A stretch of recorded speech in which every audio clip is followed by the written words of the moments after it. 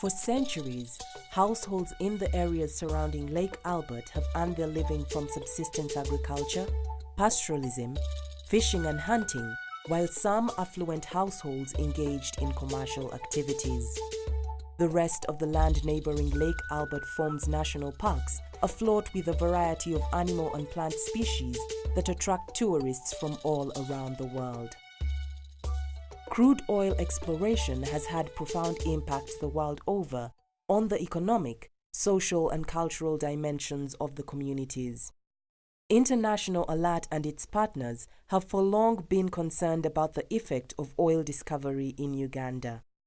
As International Alert, we thought that it was very, very important to set benchmarks upon which this industry is going to be measured in future. To know before full-scale exploitation of this resource started, how were people surviving? What were their sources of livelihood? What were the challenges they were facing? How about their governance structures? How were they functioning, both the formal structures and the informal structures? So that in future we can be able to tell whether this industry is having a positive impact on the people who are immediately interfacing with this industry, or it has a negative impact. And if we realize that the impact is tending towards negative, then we can come together, combine resources, and ensure that these negative effects are mitigated. In 2012, International Alert Uganda, in partnership with the Democratic Governance Facility, conducted a baseline survey to collect information on the current status of governance and livelihoods in the Albertine Graben. The study was carried out in 13 districts covering the sub-regions of Kigezi, Rwenzori, Bunyoro, Acholi and West Nile. The methodology had two components. We had a component that was looking at the statistics, that is the quantification, and then we had one that was looking more at what people feel, their experiences, their meanings and context. We had focus group discussions to get qualitative data. We also had the key informants interviews, dialogues with people here and there, but also just community interactions with people we thought were key and could actually be of importance. We used a highly quantitative tool that was a questionnaire that we used in the households to get information from the residents of the oil region. We interviewed 1,215 respondents. We used the requisite formulas that guide selection of a representative sample, and that was the sample we got. It was almost about 200 people who were participating in the key informant interviews and focus group discussions. The study brought out key issues regarding policy and legislative framework in the context of oil exploration and exploitation, stakeholders in the oil and gas sector with their respective roles and responsibilities, livelihoods dynamics in the oil exploration areas, gender relations within the oil exploration communities, governance dynamics within the oil exploration areas and communities, relationship between the community and oil companies, conflict resolution mechanisms in oil-affected communities, displacements and compensation due to oil exploration and exploitation activities, and environmental concerns in oil exploration areas.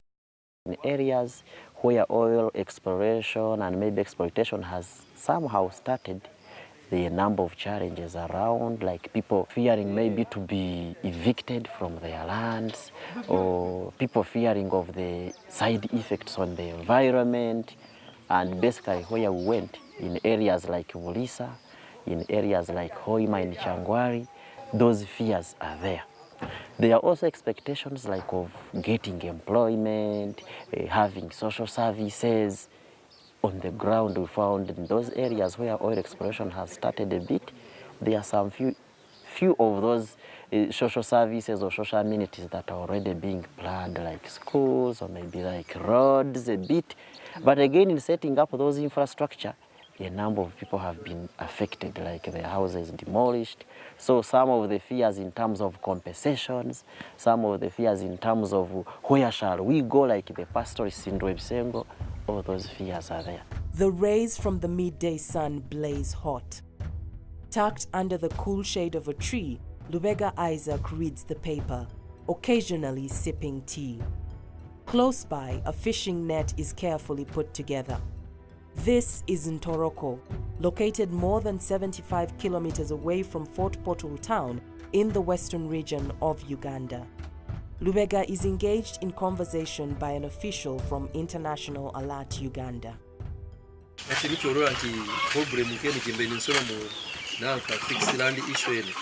Fragmenting.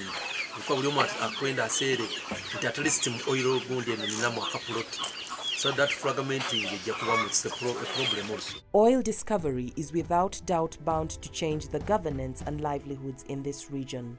For decades, salt mining has sustained people's livelihoods around Lake Katwe. In the lake, we get these sedimentary salt rocks. So there are two types for domestic consumption, soften the greens and beans, and also for the cattle licking. Cattle licks it and get sustenance, promote a lot of milk in the evening times. Yeah, for the crude salt for the cattle, you find that the bag is 50 kilograms per bag. That one it is 10,000 per bag, minus the revenue and the labor of the loaders. Miners don't pay the revenue. The buyers are the ones paying the revenue. For the sedimentary salt rocks, they measure in 100 kilograms, 30,500. Fishing on Lake Edward has been a traditional livelihood activity for the working population, and especially in Kato-Kabato Town Council and the landing sites around. And Lake Edward is a controlled fishing lake with 288 fishing vessels. Katwe is the biggest of all, having 120 fishing vessels. Fishing, it would be a payable activity to the fishermen, but they only lack entrepreneurial skills, business planning, accounting, and marketing. They don't have this culture of saving. Overall, there is a wide range of stakeholders in the oil sector at different levels who have been vigilant in fulfilling their mandates. However, there are challenges of coordination and capacity amongst the stakeholders. Civil societies have a dual role. The first role is to empower the communities through provision of information and to teach and educate them about their rights and obligations as far as the sector is concerned. The second role, like in any other jurisdiction, participating in the actual management of the resources. We look at bringing these leaders together. What do they discuss in these meetings? They discuss how to manage resources, how to take people from the poverty levels that they are in at the moment to another level. We also need, I think, to build capacity of the communities themselves to understand and begin to harness this resource that has come. Because many people are only hearing of oil in workshops, but how can they get ready to maximize the benefits, to leverage these opportunities that the oil has brought? I think it's therefore incumbent on us as leaders to start engaging and generating the required knowledge in the different sectors, because the best benefit you get from oil is not necessarily from oil, but from the attendant sectors and facilities which facilitate the sector. Results from the survey show that 20% of the respondents report that oil exploration activities have affected the way they meet the needs of their families. Tabahoga ukwikirarizo kwa mazima nundo umuntu ukora namanya ngo umukozi wa company muragana byo munu uta noja no ukora admyo nyonka supplying genko asasora genko nizi batwara usaba handiki busahoke bitu nintwara ilori zenko nimbahereza twara ilori zenko nimbahereza kasomera kahe kana basasura arongo sente tikaize sente na wa na mezi asatwana nubo ziriongera zije bakwe bagondeze tuongere chweka so ensasure kabana yombe mbere mu gwangu kubanza tukatahamu tukaitwa yemera getwa handika mwadeso na kuandika mwadeso batwale papa wetu mu ofisi mu camp ni mheketu na malira batsoma mabara nakora noite tambule tomanyino musana no kora zinga kwezi kuye numbeja kamtwaro yayo abere na msanzu rohan kando buno biraza cyarubaje no cyeha umukurwara mukashasa mukiro kimwe cyo samba kisara bagumizamu nyo kandi mutemu wa selasi indi mwetweke wa maize matoka zipakira maize tukakula maize tukakule vitaji abantu bakora haramu tuteka mkampo tukakoraga na test zine za kampo kuzombeka bitu kasango msara butaiki kamara ya mesa sasa. On gender relations within the oil exploration communities, a number of women reported that if the gender roles and practices do not change, a relatively small proportion of women are likely to gain from the benefits that accrue from oil exploration and exploitation. When we call a community meeting, women are always there. Like we have the in charge, the counselor for production and health, she's a lady. We always work together with her. But this is still a traditional area, whereby only women who can come up are the educated ones. Even their setting, when you go in the meeting, women always sit down. And it's only men who sit on the chair. So we're going slowly with them.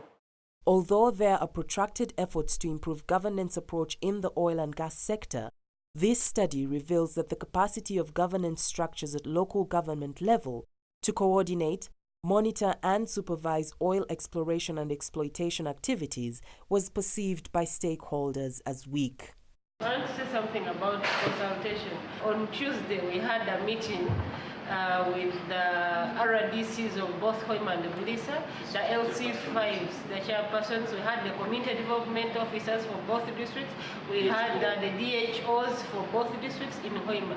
And this was just to, it was a follow-up meeting. Because initially we held a meeting first in Bulisa, and they formed a transitional committee to work with the Ministry of Health. So in Hoima, they are also going to form a committee that will also spearhead that transition.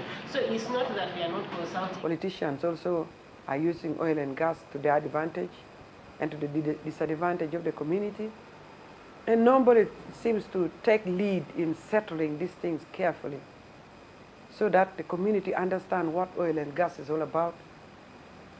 And the politicians also are not telling the people the kind of policy they want to develop to bring harmony between the oil company and the people, between the people and government. Some efforts have been made to engage stakeholders at the community level by oil companies through community liaison officers and corporate social responsibility projects, but quite a number of gaps still exist in the strategies that have been used to engage the affected communities. 89% of the respondents reported that they had never had any dialogue with oil companies.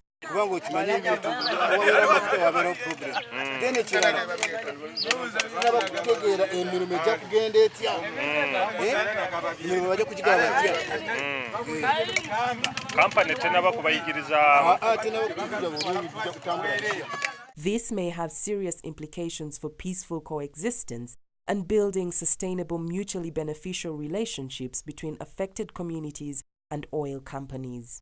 But Talo Oil thinks they are doing enough. We have a very good working relationship. Why? Because we inform the communities on whatever aspect we do. Can you imagine even to move the trucks, say maybe a rig, from one oil site to the other? We have to conduct meetings with the communities. They never, you know what? On such and such dates, we are moving our equipment, and we really need your maximum operation. We do our part through radio talk shows, through sensitization about the new programs. No program comes in a place without sensitizing the whole community. Like, for example, if you went to Bulisa and say that what is well testing, people will have a small idea. We explain to them the basic about the program. We do our part. If you find a place like Ngwedo had very few people and you could find so, but now it's a very busier town than Bulisa itself. Ngwedo. Why? Because of the activities being near, the camp being near, and we have a lot of different tribes now coming in looking for opportunities. Oil exploration may escalate existing conflicts, while in other cases it destabilizes stable relationships with communities. Crossing border fishing conflicts between Uganda and Congo. At times our fishermen do fight with them on waters and dredge us on water. They kill each other. Why? Because they do fight for the waters set their nets. We would pray that measures be taken for the two sister countries to harmonize, really, to agree on how to go about this resource. Because if this was not done and the conflict broke out, would be among the first victims as people on at the front line. Many of the already existing conflicts seem to be centered on land ownership and land use. Na miaka mingi kinane atigia undi ndiri byo byakazoa kono meso gyangu yana meso na baro zange zawo nyanswe bana kontera omukono mitumugamu de kandi bundu batakongera kunyata kubutamade bautemire kankobede munamu yembe gune hali na utenka kasenene wanu yoge tukulwanira byo wamara ya kwa de twamuzika hawo kagwala ya kwa de twamuzika hawo wawendi taziza nyalima tumuzikida hawo mukichoka kicho ha kutukulwandirete he uncontrolled migration with our neighbors, because here at least a homestead is supposed to have between 7 to 9 people, but now you are finding more than that number, because people here have relatives, especially this Aluru community, and the movement, the fare is free. So what?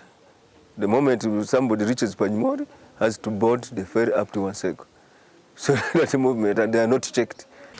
Mundu kukora bahuliri amafutagaro aba kaizama bakaruga bwamba baruga na toro bwamba toro mugambe gana babunyoro abachigwa barugo kuchiga abantu bunyoro.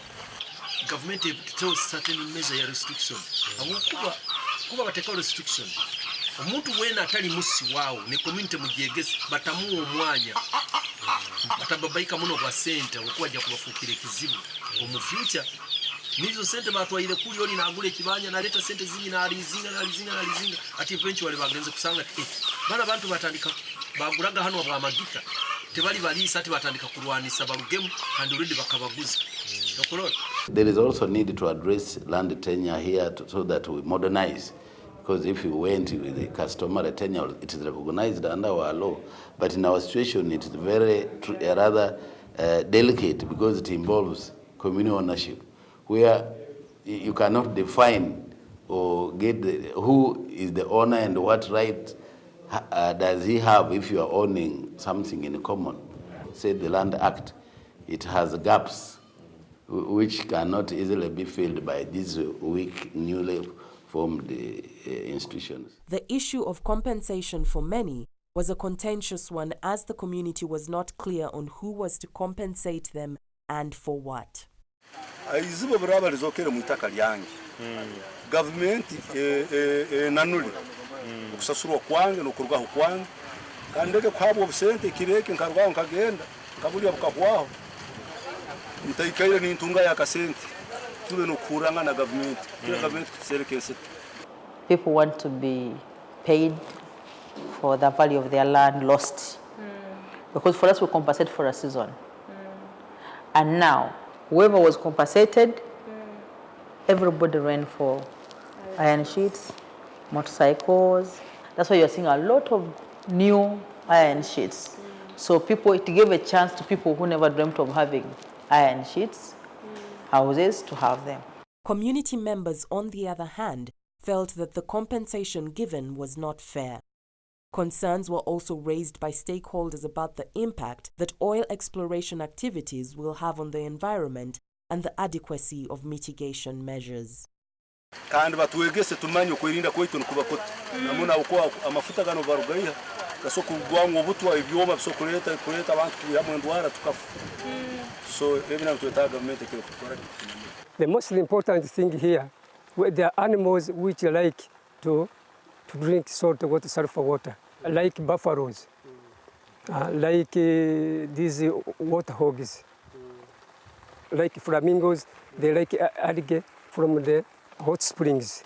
And also there are some plants like this one, which are adapted to mineral water, like those cypress grass. So they like the environment. When they're getting oil from here, that means we have lost the importance of of wildlife and attractions. The Albertine Graben is rich in biodiversity with an array of mammals, birds and other species in addition to forest reserves and mountains. The region also has minerals such as copper, cobalt, limestone and others. However, there is no comprehensive Marshall Plan for integrated and sustainable natural resource exploitation and conservation to create synergies in the exploitation and management of natural resources in the region. We burned hydrocarbons in Kasemeni, Kasemeni 1. With time now, instead of using the evergreen burner, as you saw in Kasemeni, we are literally not burning oil. We are getting the oil and keeping it in container. If a complaint comes up like that, we have a fully fledged team that deals with complaints. But we try to have all that taken care of. The findings indicate lots of information gaps at all levels, but rightly recommends that government should ensure that concrete strategies for transparency, in line with international best practice on combating the resource curse, are enshrined in the new legislative framework for oil.